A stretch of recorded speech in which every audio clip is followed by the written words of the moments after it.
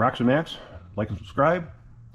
Today, working on changing a seal on an R170. I have my trusty Makita 3/4 battery powered impact with the adapter because this is a 1-inch 2 1/4 socket. I think I know what's going to happen. I'll probably have to get out the big boy tools, but I was going to be a little bit skeptical. Try out if I can do this real quick, as you can see.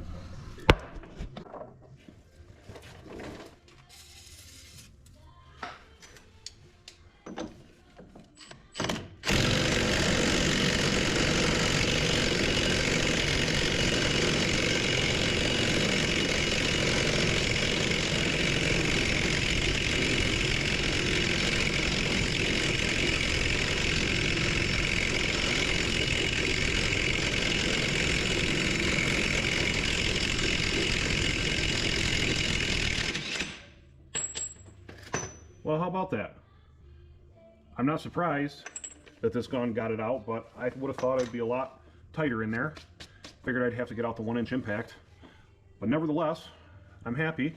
Pull that yoke out, pull out this seal, replace it, and then this dust seal, or dust seal guard spinning around. I'll probably put a couple tack welds on it. And carry on with the process. Put the drive shaft in, carrier bearing, on and on we go. I just have a generic slide hammer with a little hook on it. I'm going to attempt to get it behind the seal, see if I can just slide hammer it out of there without getting too tricky. There are other methods of doing it, but maybe this is the fastest way.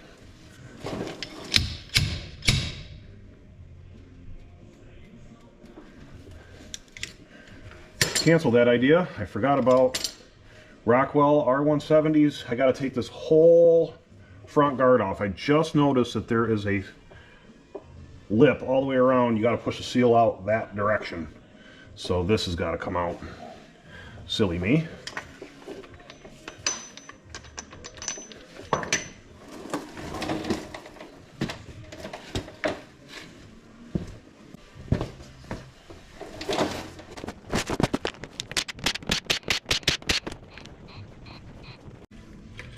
Obviously somebody's changed the seal before.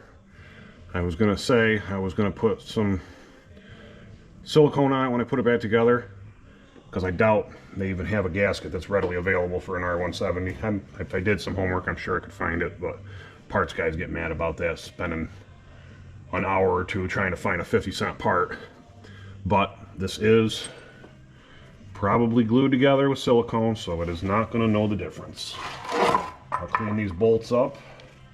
When I go to put it back together, I just got to find a seal number, see if I can get one, or order it online.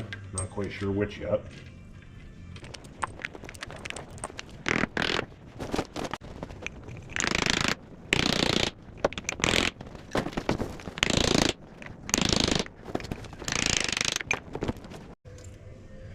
Blue glue. I'm going to check this bearing out while I got it apart. Everything looks good. So here's the piece. The seal is in there, goes in this way. Gotta pound it out with a socket or something so I can see if there's a number on it. And go from there.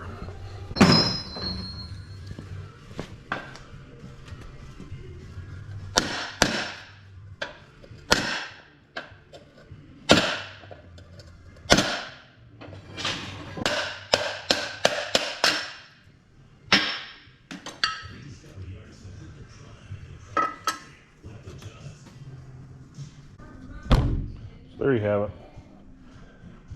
This portion is done and the reassembly is next.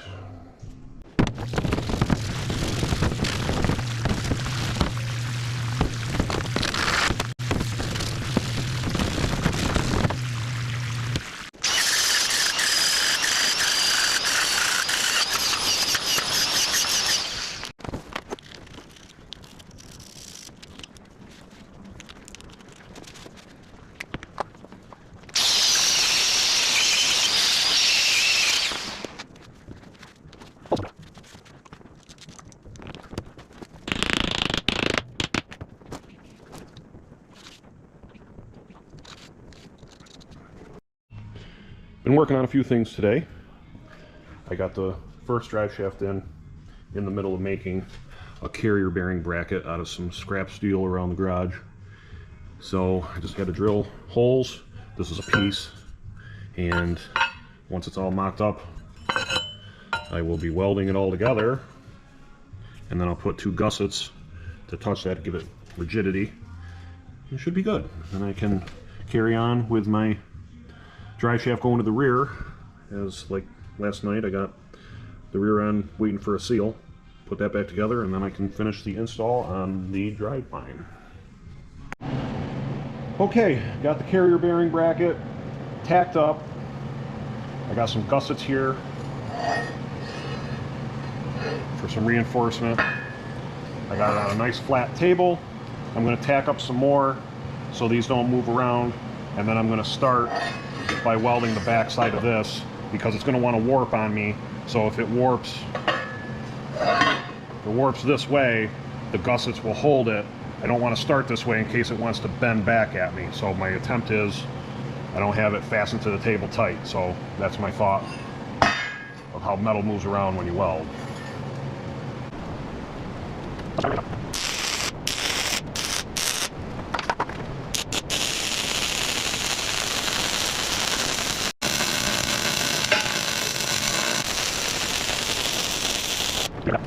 Popped from somewhere. Let's see which one it was.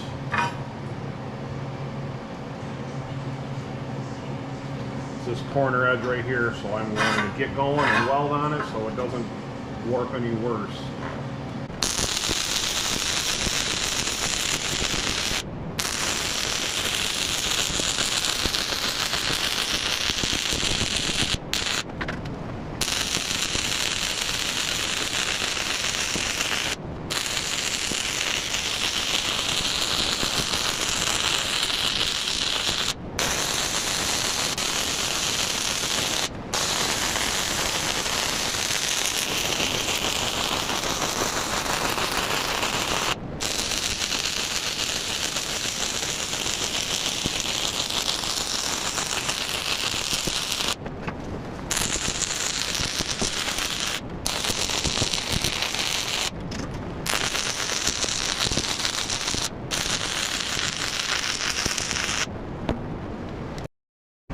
So that's that.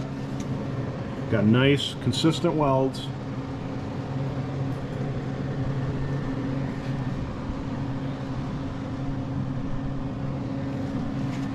I don't know if you can see it, just got a little bit of sway right here up at the top. No big deal, it bolts to the cross member, so it'll straighten itself out.